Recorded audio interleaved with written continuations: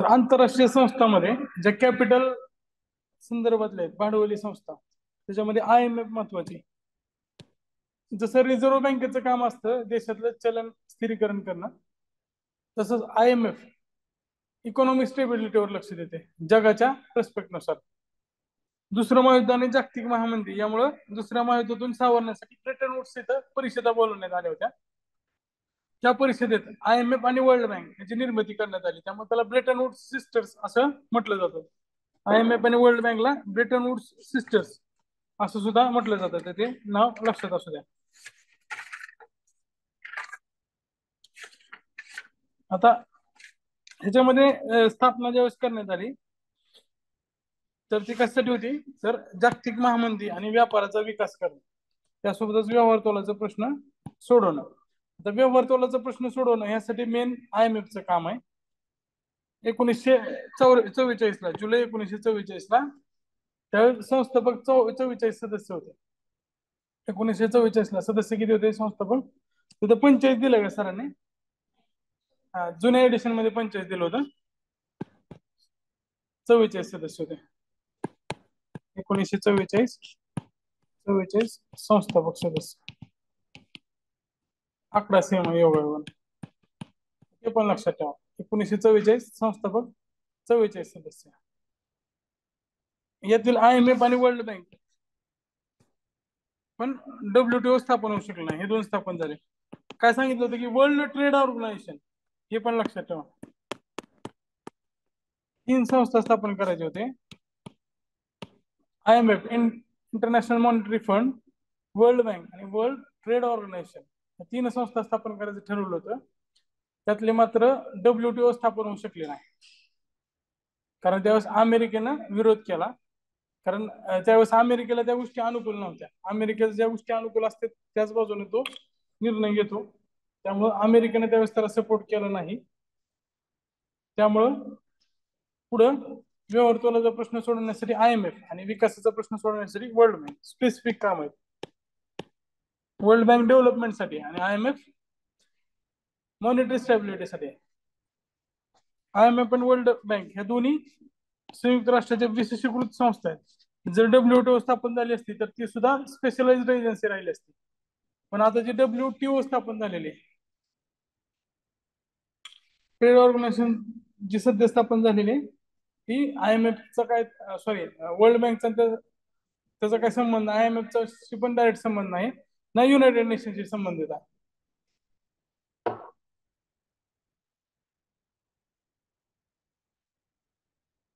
व्हॉइसचा problem येत असेल तर मला सांगा.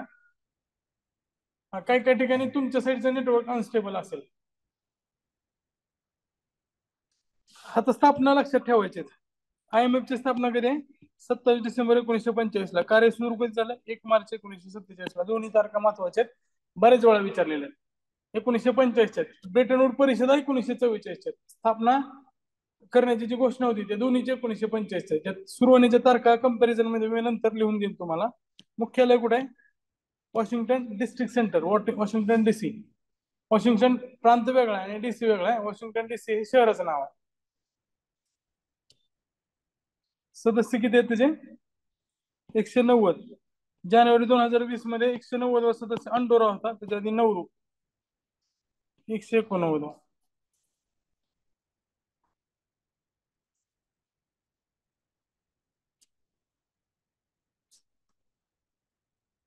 आता IMF चे सदस्य होण्यासाठीचे जे अटी आहेत, त्या अटी पण लक्षात ठेवा. अटी कोणत्या आहेत?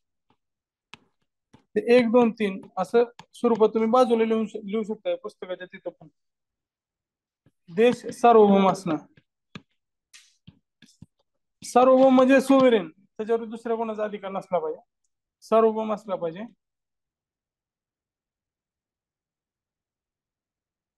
आणि UN सदस्य असणं आवश्यक नाही.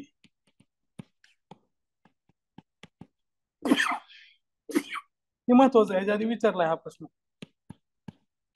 आपल्याला वाटू शकतं की UN चे स्पेशलाइज्ड एजन्सी आहेत ना, त्यामुळे युनायटेड नेशनचा सदस्य असला पाहिजे असं आपल्याला वाटू शकते. मात्र ती गोष्ट तिथे कंपल्सरी नाहीये, हे लक्षात ठेवा. युनायटेड नेशनचा सदस्य असलाच पाहिजे. असं काय त्यामध्ये अट नाहीये, लक्षात ठेवा. याच्यावर प्रश्न विचारला गेला आहे आधी. आवश्यक नाही त्या नाहीला गोल करून ठेवा. अनिवार्य नाही. सार्वभौम असणं पण अनिवार्य नाही. सॉरी, माझ्याकडनं जरा सांगताना चुकलं. असणे आणि युएनचा सदस्य असणं अनिवार्य नाही. आता एकच साठी तर तैवान सारखा आहे किंवा सिंगापूर सारखा देश आहे किंवा भारत स्वतः सार्वभौम होता का सदस्य होताना?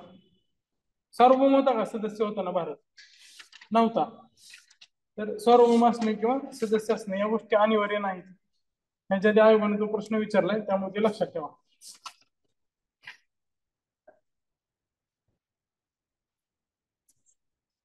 आता IMF ची उद्दिष्ट काय आहेत? तर सगळ्यात महत्वाचं उद्दिष्ट काय तर मध्यवर्ती बँक म्हणून भूमिका बजावणं. मध्यवर्ती बँक, सेंट्रल बँक म्हणजे त्याचं काम काय असतं? मॉनिटरी स्टेबिलिटी आणि इकॉनॉमिक स्टेबिलिटी. तर जगभराची मध्यवर्ती बँक म्हणून भूमिका बजावणं.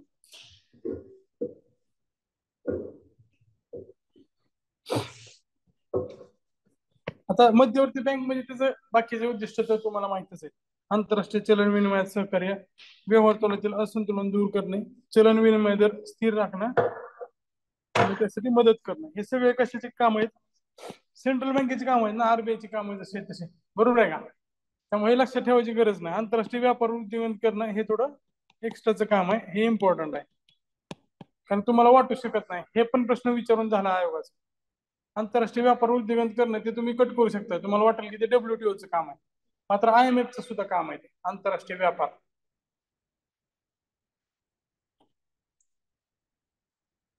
IMF चे अजून कार्य कोणते? तर आंतरराष्ट्रीय वित्तीय सहकार्य वाढीस लावणे, आर्थिक संकट टाळण्यासाठी धोरण बनवण्यास मदत करणे. जसं आपल्याकडं 91चं संकट आलं होतं त्यावेळेस ते धोरण तयार करण्यासाठी किंवा SAP स्ट्रक्चरल ऍडजस्टमेंट पॉलिसीसाठी मदत IMF ने केली होती. त्यासोबत सदस्य देशांना व्यवहारातून सुधारण्यासाठी अल्प मुदतीचं कर्ज देतं, त्यामुळे त्याला लास्ट लेंडर रिसॉर्ट, शेवटचा कर्ज देणारा, अंतिम त्राता असं त्याला म्हटलं जातं. IMF चा स्वतःची प्रशासकीय संरचना आणि वित्त पुरवठा स्त्रोत आहेत. सर्वोच्च निर्णय घेणारी संस्था कुठली असणार आहे? Board of governor. त्यामध्ये प्रत्येक सदस्याचा एक गव्हर्नर आणि एक पर्यायी गव्हर्नर असतो. म्हणजे त्याला एक कार्यकारी संचालक असतो. 24 सदस्य IMF च्या त्या धोरणाची अंमलबजावणी करतात. त्यांना सल्ला देण्यासाठी एक मौद्रिक आणि वित्तीय समिती असते. त्यासोबतच आर्थिक विकासात्मक धोरणात्मक सल्ला देण्यासाठी 1974 ला एक 25 सदस्यीय समिती नेमण्यात आली होती. आता हे काय स्ट्रक्चर लक्षात ठेवायची काही गरज नाही. आता महत्वाचं आहे की त्याच्यामध्ये तुझं काम कोण कोण कसं कसं करतात किंवा त्याचं मुख्यालय कुठं आहे. त्यानंतर युनायटेड नेशनची संलग्न संस्था आहे. आता परंपरेने अध्यक्ष कोणाकडे असतं? युरोपियन कंट्रीकडे. हे महत्वाचं लक्षात ठेवा. वर्ल्ड बँकचा अमेरिकेकडे आणि ह्याचा युरोपियनकडे आणि ADBचं जपानकडे, असे 3 संस्था आहेत. जिथं त्या देशाचा सदस्य असेल, नागरिक असेल, तोच अध्यक्ष होऊ शकतो. सध्या अध्यक्ष क्रिस्टलिना जॉर्जिया बल्गेरियाच्या आहेत त्या 2019 पासून. युरोपचाच अध्यक्ष लागतो तिथं. IMF च्या मुख्य अर्थतज्ञ आहेत गीता गोपीनाथन. गौरी, त्या कोण आहेत? हा, गीता गोपीनाथांच्या ठिकाणी कोण आले? गौरी चार्ल्स. हे जरा चेंज करून लिहा. गौरी चार्ल्स आलेले.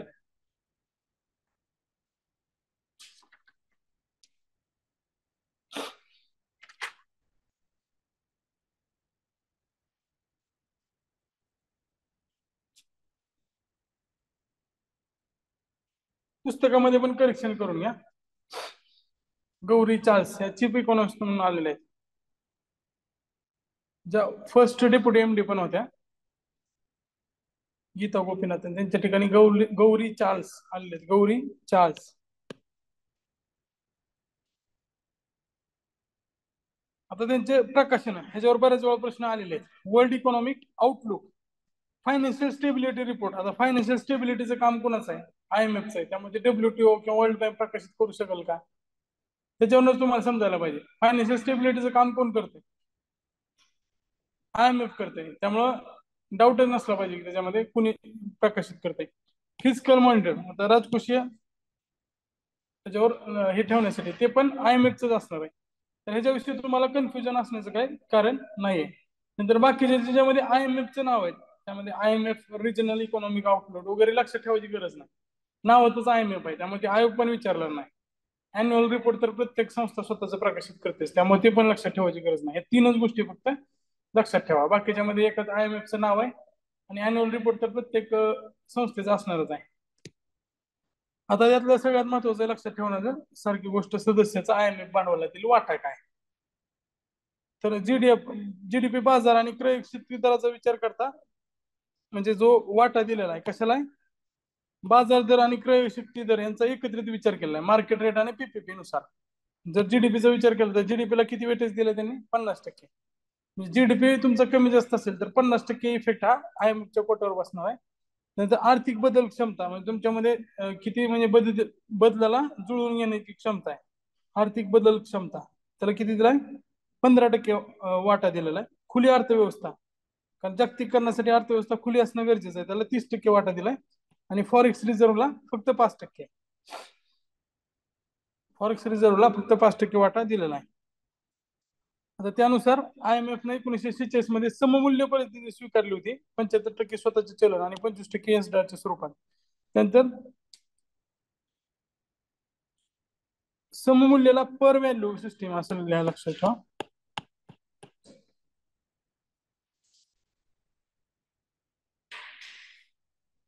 कधीपर्यंत ही, 1970 पर्यंत. 1970 पासून SDR पद्धत. इथं वरच्या साईडला सुद्धा लिहू शकता तुम्ही, 1946 ते 1970 पर्यंत पर व्हॅल्यू PAR पार व्हॅल्यू सिस्टीम, त्यामध्ये 75-25 अशा स्वरूपात होतं.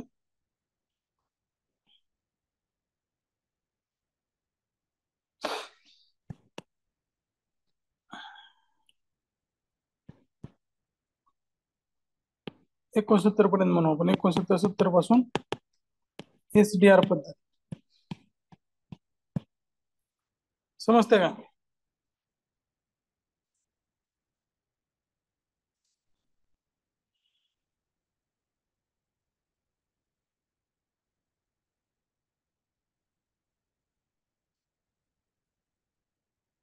आता SDR कसं आहे, SDR एक कृत्रिम यंत्रणा आहे. SDRचं त्यांनी ठरवलेलं आहे 1969-70 पासून हे स्वीकारले, 1971 पासून त्याचा वापर केला.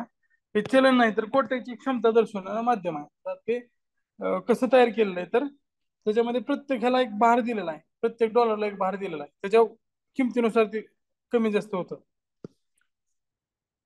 1 ऑक्टोबर 2016 पासून 5 चलनाच्या स्वरूपात, कारण त्याच्यानंतर आधी काय होतं, चायनीज जी गव्हर्नमेंट होती किंवा चायनाची जी इकॉनॉमी होती ती डॉमिनेट करत नव्हती जगाला. पण 2000 पासूनच चायना हळूहळू बाकीच्या पेक्षा तुलनेत वर यायला सुरुवात झाली होती. आता चायनाचं डॉमिनन्स जास्त आहे, त्यामुळे चायनाचं चलन जे रेनमिंबी किंवा त्याला काय म्हणतात म्हटलं जातं, युआन. युआन पण म्हणा, युआन, रेनमिंबी किंवा युआन, ह्याला 10% भार दिलेला आहे. आता आपल्याला फरक पण लक्षात ठेवायचा त्यातला.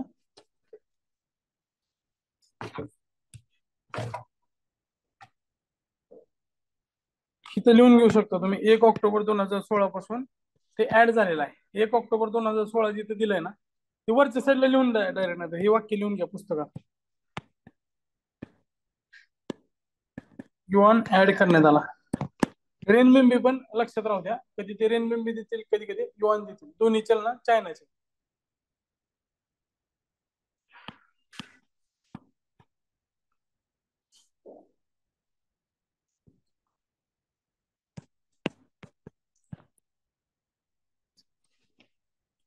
तर इंग्लंडचं जे ताकद आहे ती जगातली कमी झालेली आहे, बरोबर आहे का. त्याचा जो पाऊंड आहे तो थोडा अशक्त झालेला आहे, त्यामुळे पाऊंड सगळ्यात खाली आहे. बघा ह्याच्यामध्ये डॉलर 1 नंबरला असणार आहे, कारण अमेरिका डॉलर सगळीकडे डॉमिनेट करते. 2 नंबरला युरो आहे, कारण वेस्टर्न युरोपचं बऱ्याच युरोझोन मध्ये जे देश आहेत ते युरो वापरतात, 19 पेक्षा जास्त देश. त्यानंतर 3 नंबरला डॉमिनेटिंग कोण आहे जगात, तर आपल्याला समजतं की अमेरिका नंतर चीनच आहे. पण युरो हे सगळ्या बऱ्याच देशांचं चलन आहे, त्यामुळे युरो 2 नंबरला. 3 नंबरला काय असणार आहे, तुमच्या लॉजिकनुसार पण चीन असणार आहे, बरोबर आहे का? रेनबेंबे किंवा युआन, तर युआन किंवा रेनबेंबे हे 3 नंबरला आहे. 4 नंबरला इयन किंवा जपान आहे. आणि 5 नंबरला मग सगळ्यात शेवटी इंग्लंडचं पाऊंड आहे.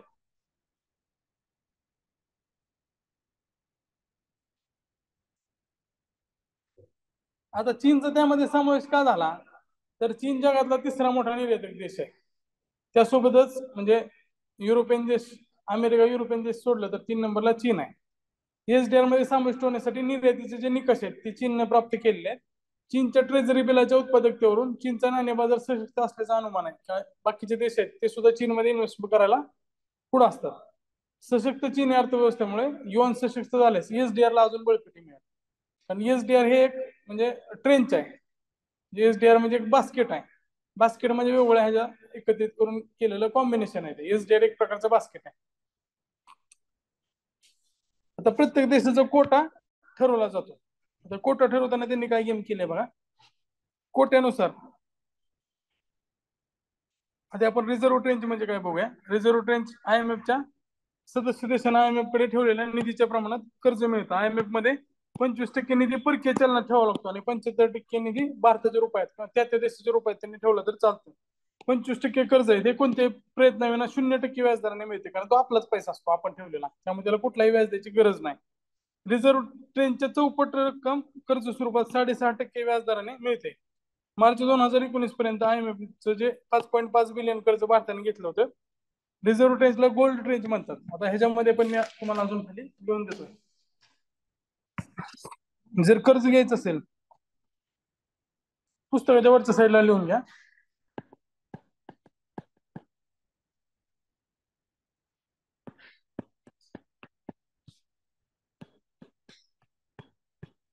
Reserve trench 0%. कितीपर्यंत घेऊ शकतो आपण?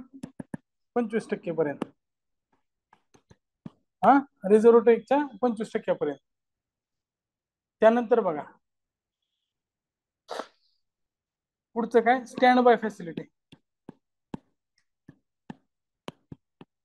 25% ते 150% पर्यंत. व्याजदर किती? 6.5%. त्याला फर्स्ट क्रेडिट ट्रेंच म्हणतात. 25%च्या पुढे जर उचललं तर सेकंड क्रेडिट ट्रेंच म्हणतात. ते 6.5%, 150% पर्यंत मिळतं. नंतर extended fund facility, EFF, extended fund facility पूर्ण लिहा. हे वरच्या साईडला लिहून घ्या. एवढंच पाठ करायचं तुम्हाला. हे तुम्ही सगळं वाचत गेला ना त्या निळ्या ह्याच्यामध्ये रिझर्व्ह ट्रेनची EFF, तर सगळं कन्फ्युजन होईल. ते वेगळं काढून देतोय मी तुम्हाला. 1 नंबरला रिझर्व्ह ट्रेंच म्हणजेच काय, 25% पर्यंत, त्याला 0% व्याजदर आहे. आता दुसरं काय, स्टँड बाय फॅसिलिटी. स्टँड बायला 25 ते 145, त्याला 6.5% व्याजदर आहे. आणि 3 नंबरला काय, एक्सटेंडेड फंड फॅसिलिटी, ह्याला किती, 145 पासून ते 435% पर्यंत. आणि याला व्याजदर किती आहे, तर 6.5% प्लस 0.2% एक्स्ट्रा व्याज आकारलं जातं. त्याला EFF असं म्हणतात. ही किती वर्षासाठी असतं? 3 ते 5 वर्षासाठी. 3 ते 5 वर्षासाठी ते घेता येईल. हे कर्ज घेण्याची सिस्टीम आहे. 25% पर्यंत जर घेत असेल तर 0% व्याजदर आहे. 25 ते 145 घेत असेल तर त्याला स्टँड बाय फॅसिलिटी म्हणतात. व्याजदर 6.5%. हे विचारलं जाऊ शकते. आणि EFF एक्सटेंडेड फंड फॅसिलिटी अंतर्गत जर कर्ज घ्यायचं असेल तर किती, 6.5% प्लस 0.2% अतिरिक्त व्याज आकारलं जाते. जास्तीत जास्त 435% व्याज कर्ज घेता येऊ शकते.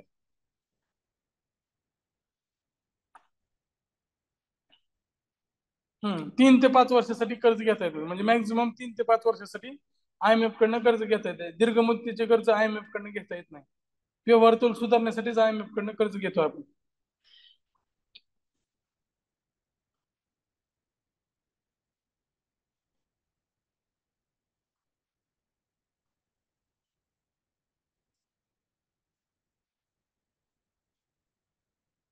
आता अजून काय लक्षात ठेवायचं आपल्याला, कोटा कोणाचा किती आहे तो पुस्तकात दिलेलाच आहे. कोटा जर बघितला, आता ह्याच्यामध्ये एक त्यांनी गेम केलेले आहे अमेरिकेने. काय ते सांगतो तुम्हाला. हे लिहून गेलं, लिहून घेतलं सगळ्यांनी.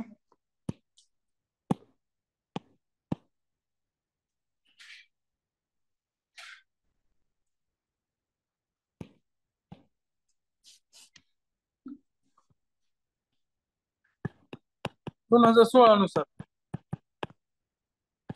एक नंबरला कोण आहे? USA. त्याचा कोटा किती आहे? 16.52%. आता किती झालाय नवीन ह्याच्यात?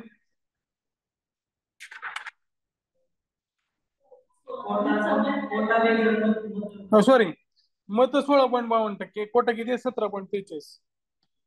हे दोन्ही लक्षात ठेवा, पहिल्याचे दोन्ही लक्षात ठेवा, कोटा आणि मत.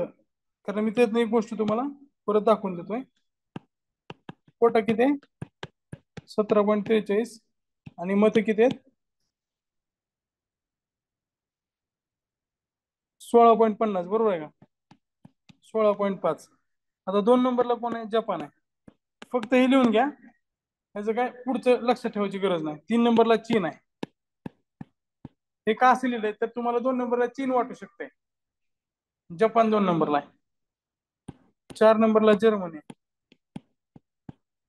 भारत किती नंबरला आहे? 8 नंबरला भारत आहे. आता भारताचा कोटा आणि मत दोन्ही लक्षात ठेवायचे.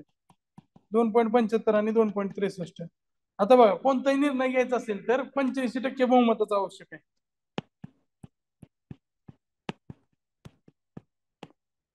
IMFच्या निर्णयासाठी बहुमत किती लागते? बहुमत किती लागते? 85%. आता जर बघितलं आपण,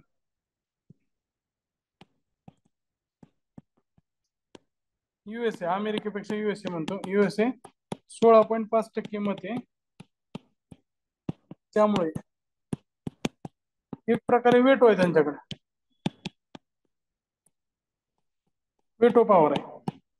बघा ना तुम्ही, जर एखादा IMFचा निर्णय हाणून पडायचा असेल तर त्याच्याकडे वेटो पॉवर आहे. आता पण इस्रायल आणि हमासच्या युद्धात फक्त रशिया सोडला तर बाकी 4 जणांनी विरोध केला होता, म्हणजे ते युद्धबंदी करण्यासाठी. कारण युनायटेड नेशनचं काम काय? युद्धबंदी करणं. पण ते मर्जीवर आहे अमेरिका आणि बाकीच्या देशांच्या, अमेरिका आणि मित्राच्या. त्यांना वाटत असेल हे युद्ध त्यांच्या दृष्टीने तोट्याचं आहे तर युद्धबंदी, शांतता महत्वाची. त्यांना जर वाटत असेल हे त्यांच्या दृष्टीने फायद्याचं आहे तर युद्ध झालं पाहिजे. म्हणजे सगळ्या गोष्टीला अमेरिका डॉमिनेट करते. हे तर ते सरळ आहे की 16.5% मतं घेऊन अमेरिका डॉमिनेट करते. समजतंय IMF ला? कारण एखादा निर्णय घ्यायचा असेल तर मग त्याकडे 16.5% मत आहेत. म्हणजे एक प्रकारे 85%चं बहुमत लागते. मात्र IMF मध्ये त्याचाच वाटा 16.5% असल्यामुळे नियम त्यांना पाहिजे असेच बनवलेले त्यांनी. त्यानंतर भारत आणि IMF चा जर विचार केला तर भारताचा जो वाटा आहे संस्थापक असताना, इथं एक लक्षात ठेवा, भारताचा सध्याचा वाटा आहे ना, भारत संस्थापक असताना वाटा आहे ना,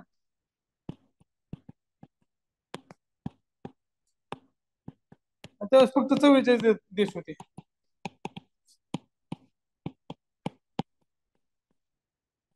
सध्या किती झालं तर 2.75% झालं. हे पण लक्षात ठेवा, हे पण वाक्य महत्वाचं आहे. ह्याच्यावर पण प्रश्न विचारला जाऊ शकतो. संस्थापक असताना हायलाइट करा तुम्ही किंवा वरच्या साईडला लिहून घ्या जमलं तर. काय सगळे आकड्यावर येऊन बाकी काय लक्षात ठेवायची गरज नाही. काय लक्षात ठेवायचंय? $5.5 बिलियन आपण कर्ज घेतले, 5.2% वाटा होता. आता तो किती झालाय? 2.75 किंवा 2.76, 75-76च्या आसपास झालेला आहे. आणि NIBM जी बँक आहे, NIBM रोड कोटवाचे देत आहे. NIBM ही IMF आणि भारत यांच्या संयुक्त विद्यमानाने स्थापन करण्यात आलेली आहे. हे पण लक्षात ठेवा. NIBM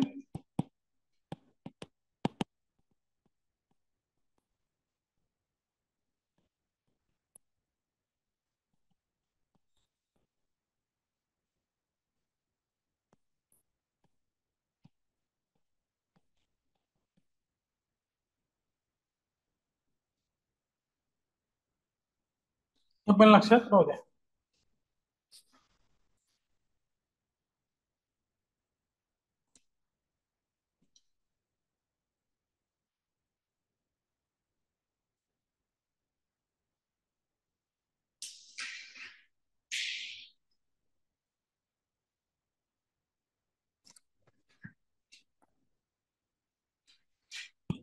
आता आपण वर्ल्ड बँककडे जाऊया.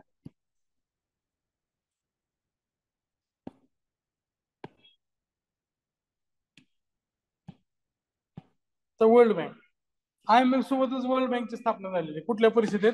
ब्रेटन वूड परिषदेत. त्याचं मूळ नाव काय? International bank of reconstruction and development. बघा, त्यावेळेस दुसऱ्या महायुद्धामुळे अर्थव्यवस्था मोडकळीस आली होती आणि त्याचं रिकन्स्ट्रक्शन करणं गरजेचं होतं. त्यामुळे पुनर्निर्माणासाठी किंवा रिकन्स्ट्रक्शनसाठीच ही बँक आणि त्याचा मूळ उद्देश होता डेव्हलपमेंट. त्यामुळे त्याच्या नावात पण IBRD आले, international bank for reconstruction and development. IBRD ची स्थापना कधी झाली? 31 डिसेंबर 1945 ला, मात्र अस्तित्वात आले 1946, 1 जून 1946. समजतंय? तिकडं IMF 27 डिसेंबरला स्थापन झाली, मात्र अस्तित्वात आली 1947 ला. ही 31 डिसेंबर 1945 ला स्थापन झाली आणि अस्तित्वात आली 1946 ला. कार्य सुरू केले त्यांनी. आता ह्यानंतर हे बाकीचे पण एकच ह्याच्यामध्ये लक्षात ठेवायचे. सरांनी पुढं नकाशा ह्याच्यामध्ये दिलेले चार्ट मध्ये. त्यानंतर पुढं IDA 1960 ला, IFC 1956 ला, मिगा 1988 ला आणि ICSID 1966 ला. प्रत्येक आपण टप्प्याटप्प्याने डिटेलमध्ये बघूया. मुख्यालयाचं कुठे आहे? Washington district centre. शेवटचं सदस्य कोण आहे? तिकडच्या प्रमाणे अँडोरा 190वा. IMF चा सदस्य असणारा IBRD चा आपोआप सदस्य बनतो, हे त्याचं वैशिष्ट्य आहे. आता वर्ल्ड बँक आणि ग्रुप मध्ये काय फरक आहे बघा.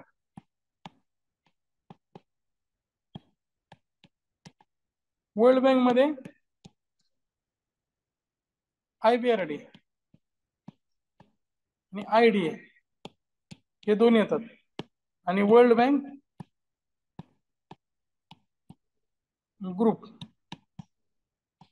ह्याच्यामध्ये हे +3 बाकीचे जे 3 संस्था आहेत, IFC, मिगा आणि ICSID, हे 3 एकत्रित करून त्याला वर्ल्ड बँक ग्रुप म्हणतो आपण. वर्ल्ड बँक म्हणजे काय? तर IBRD आणि IDA म्हणजेच वर्ल्ड बँक. आपण बोली भाषेत परत असं रूढ झाले की IBRD लाच वर्ल्ड बँक बोलणं, हे रूढ झालेलं आहे.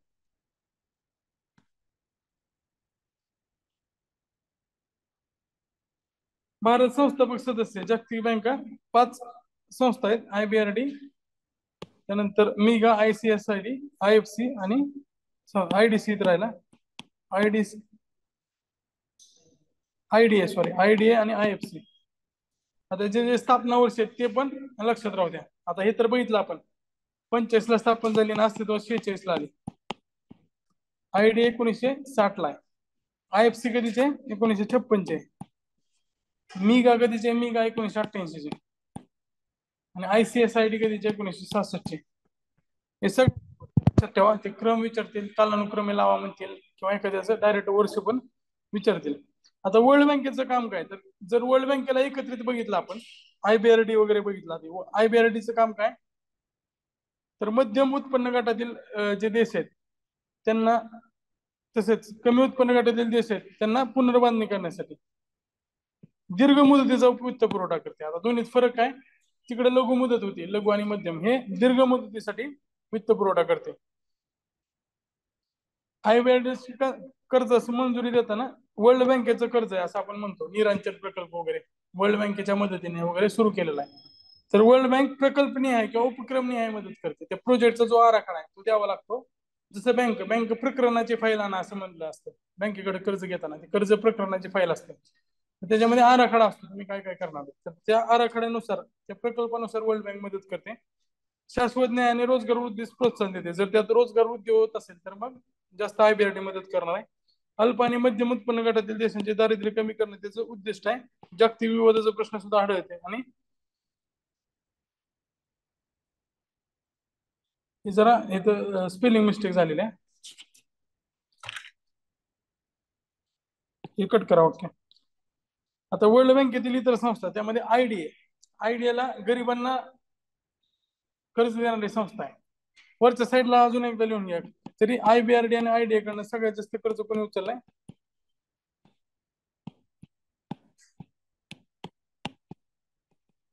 भारताने सर्वाधिक कर्ज घेतले.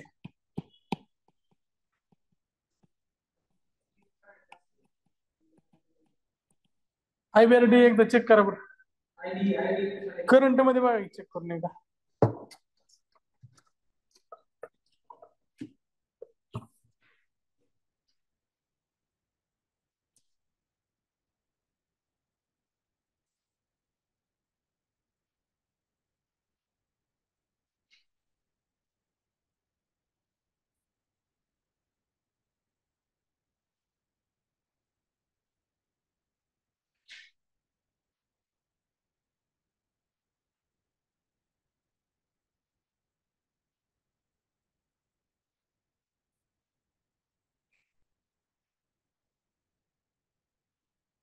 टॉप बरोबर मध्ये इंडियाचा आहे.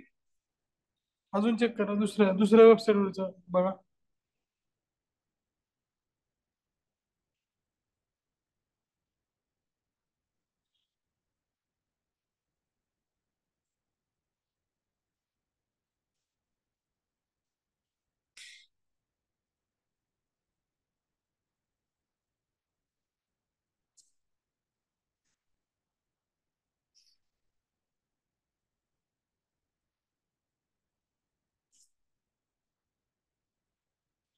2017 मध्ये चायना होतं, त्यानंतर भारत आहे. आता अजून कोण पुढे गेलं का बघा एकदा. 2-3 वेबसाईट वर इंडियाच दाखवलाय. बहुतेक इंडियाच असणार आहे. बऱ्याच वेबसाईटवर इंडिया आहे. ऑफिशियल आयबीआरडीच्या वेबसाईटवर सापडलं नाही, पण दुसऱ्या वेबसाईटवर इंडिया आहे. तर इंडिया आयबीआरडी आणि आयडीए कडनं सगळ्यात जास्त कर्ज घेणार आहे. आयडीए काय, इंटरनॅशनल डेव्हलपमेंट एजन्सी, याचं वैशिष्ट्य काय तर अत्यंत गरीब देशांना व्याजरहित कर्ज देते. व्याजरहित, फक्त त्याला सर्व्हिस फी द्यावी लागते. बरोबर आहे. आयबीआरडीचा अंतिम ध्येय गरिबी कमी करणे. आयडीएचं पण तेच ध्येय आहे, गरिबी कमी करणे. स्थापना 1960 ला आहे. सदस्य देश 113, लास्ट रोमानिया. त्याच्यामध्ये मुख्यतः ग्रामीण कृषी दारिद्र्य निर्मूलन आणि पायाभूत सुविधांसाठी कर्ज दिलं जातं. आयएफएससी ला प्रायव्हेट आर्म असं म्हटलं जातं. रिझर्व्ह बँके, सॉरी, वर्ल्ड बँकेचे प्रायव्हेट आर्म. कारण स्थापना 1956 ला आहे. सदस्य 185. नवीन सदस्य कोण आहेत? तुवालू. सदस्यांची संख्या सहित लक्षात ठेवणं गरजेचं आहे जरा. आयडीए मध्ये 113 आहेत, त्याच्यामध्ये 185 आहेत. विकसनशील देशातील खासगी क्षेत्राच्या गुंतवणुकीत चालना देणे. जे प्रायव्हेट कंपन्या आहेत त्या कंपन्या डायरेक्ट आयएफसी कडनं कर्ज घेऊ शकतात. खासगी क्षेत्रात गुंतवणूक करून उद्योगांना व्यावसायिक सल्ले सुद्धा पुरवते, हे महत्वाचं आहे. व्यावसायिक सल्ले सुद्धा देतं आयएफसी. जागतिक बँकेची खासगी शाखा किंवा प्रायव्हेट आर्म म्हणून त्याला ओळखलं जातं. मिगा, मल्टीलॅटरल इन्व्हेस्टमेंट गॅरंटी एजन्सी, जसं डीआयसीजीसी आहे आपलं, ते काय करतं, कर्जांना गॅरंटी देतं. तसंच हे मिगा काय करतं, विकसनशील देशामध्ये गुंतवणूकदारांना गैरव्यापारी जोखीम, हे महत्वाचं आहे. आणि हानी विरुद्ध हमी देणे. गैरव्यापारी जोखीम म्हणजे काय, तर सोमालिया शेवटी ऍड झाला याच्यामध्ये. सोमालिया सारखे देश आहेत, त्यांना सांगता येत नाही कधी कोण लुटून घेऊन जाईल तिथनं. किंवा गाझा सारखे देश आहेत, तिथं कधी इस्रायल हल्ला करेल किंवा इस्रायलमध्ये कधी हमास हल्ला करेल हे सांगता येत नाही. किंवा समजा पाकिस्तान सारखा देश आहे, तिथलं कधी सरकार कोसळलं सांगता येत नाही. त्यामुळं तिथले जे व्यावसायिक आहेत त्यांना व्यापार सोडून इतर गोष्टींना तोंड द्यावं लागतं. राजकीय परिस्थिती असेल तिथले, किंवा मग सामाजिक परिस्थिती असेल, याद युद्ध असतील, सिव्हिल वॉर सुद्धा होऊ शकतं. त्यामुळं त्या गोष्टीत तिथं इन्व्हेस्टमेंट करायला दुसरे देश घाबरतात. आणि त्या देशांना संरक्षण देण्यासाठी किंवा त्या इन्व्हेस्टरला संरक्षण देणारी ही मिगा संस्था आहे. मिगा काय करतं, तर त्या इन्व्हेस्टमेंटचा इन्शुरन्स काढतं. उद्या समजा हमासनं हल्ला केला इस्रायलवर आणि तिथल्या एखाद्या इन्फोसिस कंपनीचं नुकसान झालं, तर त्या इन्व्हेस्टमेंटला संरक्षण मिगा देणार आहे.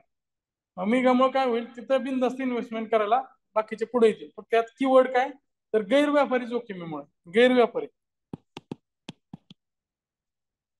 गैरव्यापारी जोखीम हे महत्वाचं आहे. नंतर पुढची संस्था आहे ICSID, international centre for settlement investment disputes. आता डिस्प्यूट म्हणजे काय, तर वादाची सोडवणूक करणे.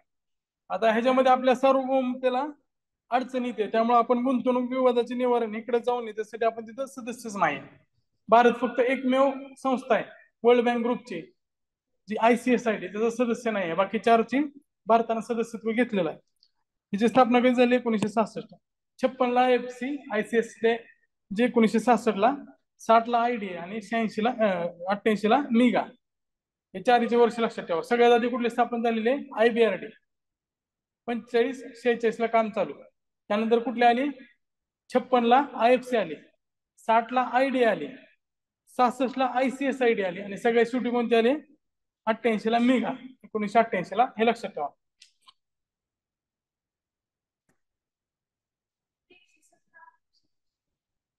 काय झालं,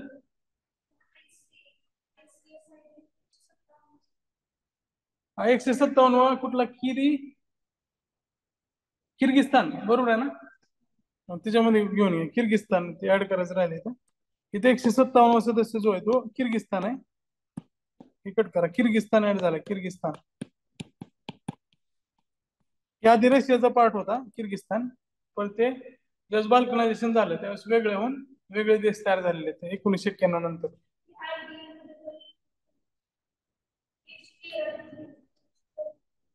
आयडीचा शेवटचे सदस्य कोणता आहे? एक मिनिट, सदस्य मी सगळे शेवटी लिहून देतो. एकच मिनिट, ह्याच्यामध्ये पण करेक्शन करून घ्या. 114 बल्गेरिया. 100 किती आहेत? नाही, इथं 7चं 3 13चं टायपिंग मिस्टेक झाली असणार आहे. 174 वा कुठला आहे? बल्गेरिया. हे बरोबर आहे का? IFC मी का बरोबर आहे? मी गाच एकदा चेक करा, पुस्तकात पण करेक्शन करून घ्या. मी गाचं सोमालियाच आहे ना? 182.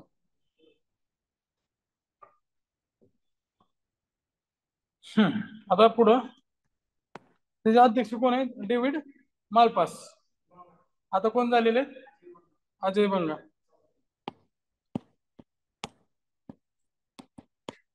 अजय बंगा भारतीय वंशाचे. 14 भारतीय वंश.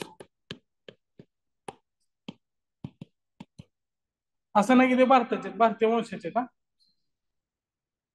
डेव्हिड मालपास 2019 पासून. यांचं वर्ष बघा कधी, 2022 का 23? बंगाचं 2023. तरी कमी थोडी माहिती लिहून देतो तुमच्याशी.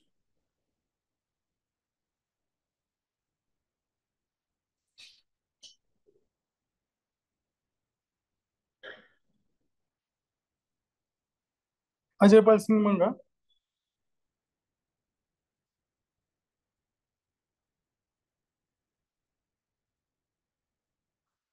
ह्यांच्यावर अजून हे येतं का, येऊ शकते. भारतात जन्म झालाय त्यांचा, भारतीय वंश आहे आणि पद्मश्री मिळालेला आहे. पद्मश्री सुद्धा त्यांना मिळालेला आहे.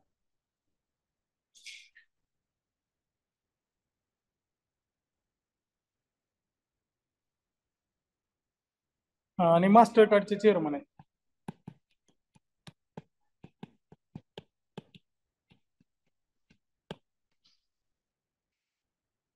तीन गोष्टी लक्षात ठेवा: भारतात जन्म, नियम कुठनं गेला कोण? IIM अहमदाबाद.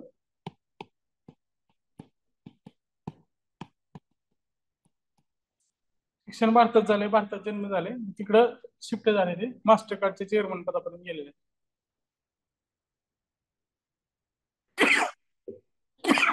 आंतरराष्ट्रीय संस्थेचे प्रमुख होणारे पहिले भारतीय, म्हणजे भारतीय वंशाचे.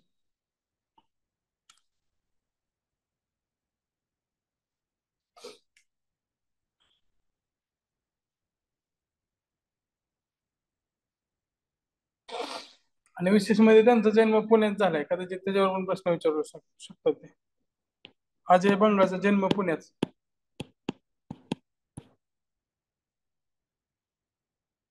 जन्म पुण्यात झालाय.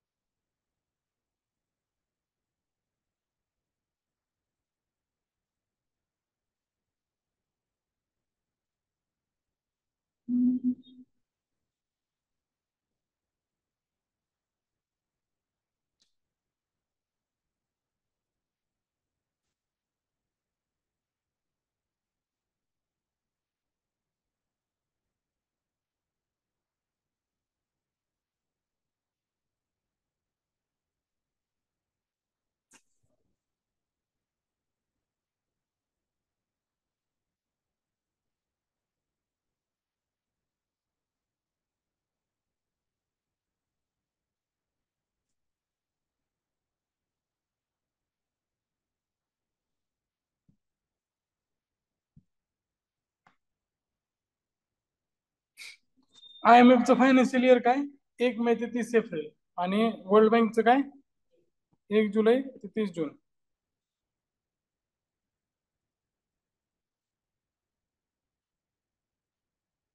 आता याचे प्रकाशन कोणते आहेत? वर्ल्ड डेव्हलपमेंट रिपोर्ट आणि global economic prospect. World development report आणि ग्लोबल इकॉनॉमिक प्रॉस्पेक्ट. पायाभूत विकासासाठी जी मदत केली जाते आणि तांत्रिक मदत केली जाते त्याला GIF ग्लोबल इन्फ्रास्ट्रक्चर फॅसिलिटी म्हणतात. हे पायाभूत विकास आणि तांत्रिक विकासासाठी पायाभूत विकास प्लस तांत्रिक मदत टेक्निकल हेल्प त्याला ग्लोबल इन्फ्रास्ट्रक्चर फॅसिलिटी असं म्हटलं जातं.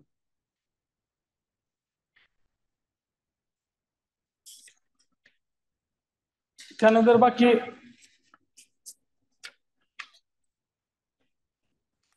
मसाला बॉन्डवर एकदा प्रश्न आला होता. मसाला बॉन्ड म्हणजे काय तर भारतीय रुपयात जे बॉन्ड उपलब्ध करून दिले त्याला मसाला बॉन्ड. आता ते आपल्याकडे मसाले फेमस आहेत त्यामुळे आपल्याला मसाला बॉन्ड असं म्हणतात. चायनामध्ये जे त्याला डिमसम बॉन्ड जे होते ते चीन. डिमसम म्हणजे ते मोमो सारखं असतं. Samurai bond Japan. जपान मध्ये जे लढवय आहेत त्यांना समुराय असं म्हटलं जातं.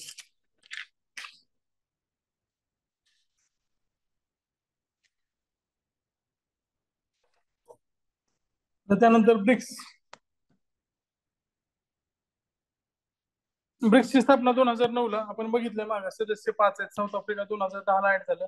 गोल्डमन सॅकनं ह्याचं सांगितलं होतं. आता ह्याचा काय उद्देश असणार आहे तर देशाची अर्थव्यवस्था वृद्धिंगत करणे, आर्थिक स्थैर्य वाढवणे, सुरक्षितता मजबूत करणे हे सगळं बोलवच्चन आहे. जगाच्या 40% लोकसंख्या आणि जगाच्या जीडीपीच्या 40% जीडीपी ब्रिक्स समूहाचा हे आपल्यासाठी महत्वाचं आहे. 40% लोकसंख्या आणि 40% जीडीपी हा ब्रिक्सचा आहे. कारण चायना आणि इंडिया सारखे मोठे देश ब्रिक्स मध्ये येत आहेत. आता त्यामध्ये एनडीबी ब्रिक्स स्थापन करायचं ठरलं आणि त्याचं मुख्यालय कुठं आहे? शांघायमध्ये. 2014 ला फोर्टलाचा परिषदेत निर्णय घेण्यात आला आणि 7 जुलै 2015 ला ते अस्तित्वात आलं. 2016 ला त्याचं कामकाज सुरू झालं. म्हणजे 14 ला फोर्टलाचा मध्ये ठरवलं ठराव. 2015 ला अस्तित्वात आलं शांघायमध्ये आणि 2016 ला काम सुरू. पहिले जे होते ते कामच आपल्या भारताचे होते अध्यक्ष. आता कोण आहेत? ट्रायजो. आणि त्या ठिकाणी कोण आलेत? डुप्लो आलेत का? हा बरोबर आहे. पहिली महिला आलेले आहेत. त्यांच्याविषयी पण थोडी माहिती सांगतो मी तुम्हाला. तिन्ही अध्यक्ष लक्षात ठेवा.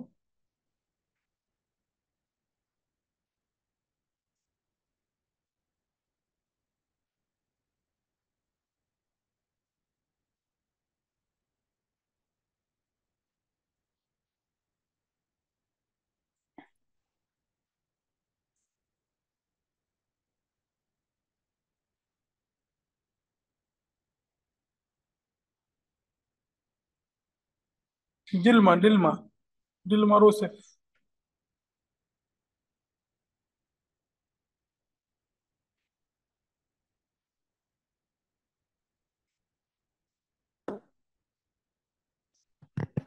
प्रथम कोण होते अध्यक्ष?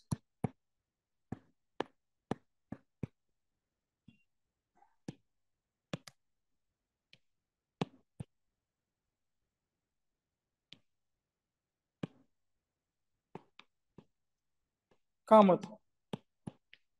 सेकंड ट्रायजो. आता तिसरे कोण आहेत? डिल्मा रोसेफ. आधी ब्राझीलच्या अध्यक्ष होत्या. ब्राझीलच्या प्रेसिडेंट होत्या.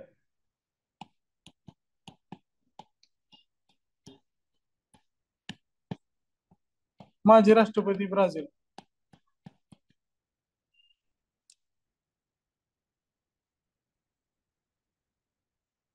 डिल्मा रोसेफ. आता ब्रिक्स देशाच्या पायाभूत सुविधा आणि शाश्वत विकासासाठी निधी पुरवते. विकसनशील देशांना आर्थिक सहाय्य करते. त्यासोबतच IMF, वर्ल्ड बँक आणि एडीबीचा दबदबा होता. IMF कोण कंट्रोल करत होतं? IMF चा अध्यक्ष कोण असतो? युरोपियन व्यक्ती असतो. वर्ल्ड बँकचा अमेरिकन असतो. एडीबीचा जपानीज असतो. मग भारतासारख्या आणि चायनासारख्या मोठ्या देशांना त्यामध्ये वाटा भेटत नाही. त्यामुळं त्याला पर्याय उपलब्ध करून देणे हा त्याचा मूळ उद्देश होता. बाकी पायाभूत सुविधा, शाश्वत विकास, आर्थिक सहाय्य हे सगळ्या बाकीच्या गोष्टी होत्या. त्याच्यामध्ये वाटा जो होता तो प्रत्येकांना समान देण्यात आला होता. 5 देशांना मताचा वाटा.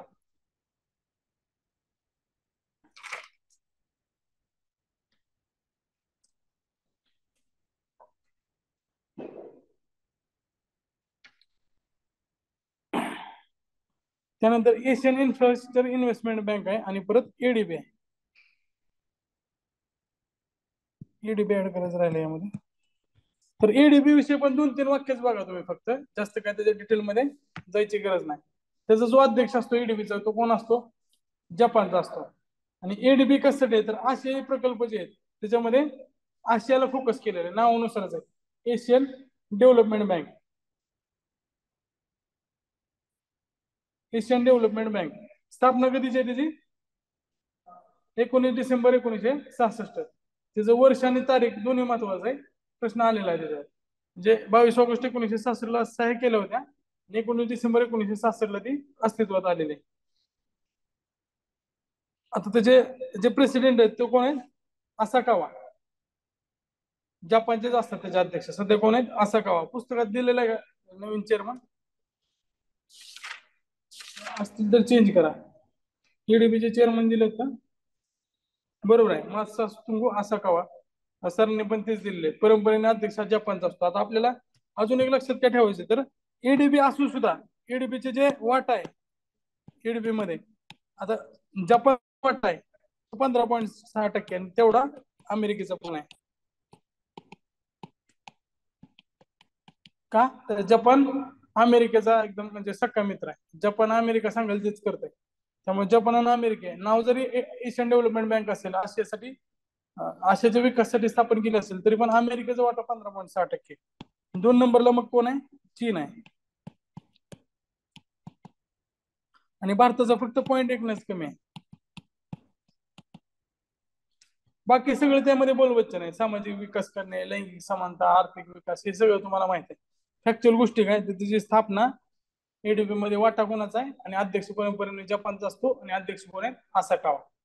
हे पहिलं नाव लक्षात ठेवू नका, मासा स्तुंगो असाकावा, हे लक्षात ठेवा. ओसाका जपान मधल्या सिटीचं पण नाव आहे, ओसाका. त्यानंतर AIIB Asian infrastructure investment bank. आता ही जी बँक होती ते चीननं सुरू केली होती बीजिंगला.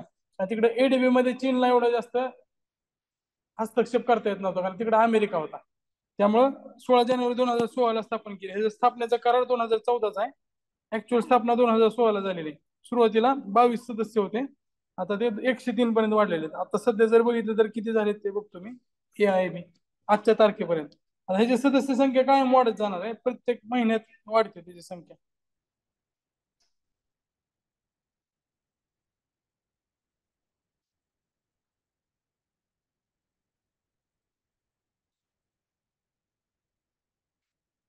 विकिपीडियावर तर 109 दाखवत आहे, त्यांच्या वेबसाईटवर बघू आपण किती.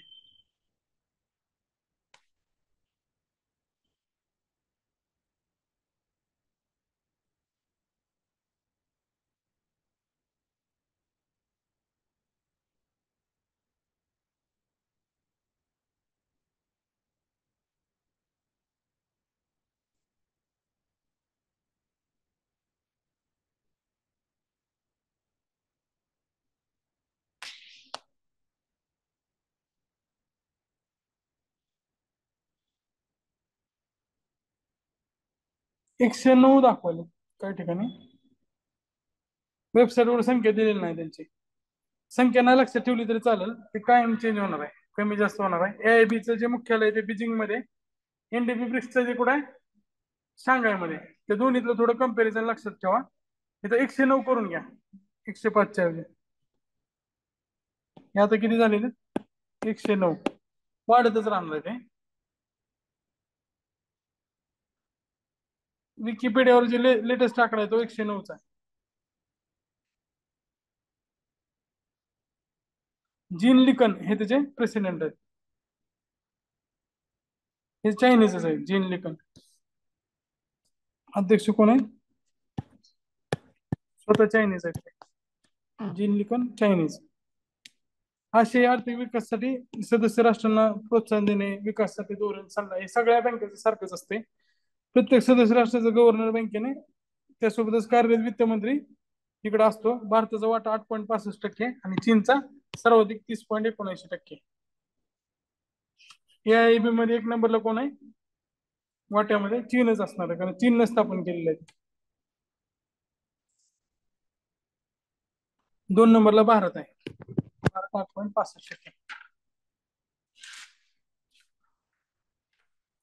अंगटाड आणि डब्ल्यूटीओ नेक्स्ट लेक्चरला चालू करू आपण. डब्ल्यूटीओ लय मोठा आहे, त्याचं काय काय परिषदाविषयीच्या महत्वाच्या गोष्टी आहेत त्या पण मी तुम्हाला एक्सप्लेन करून सांगणार.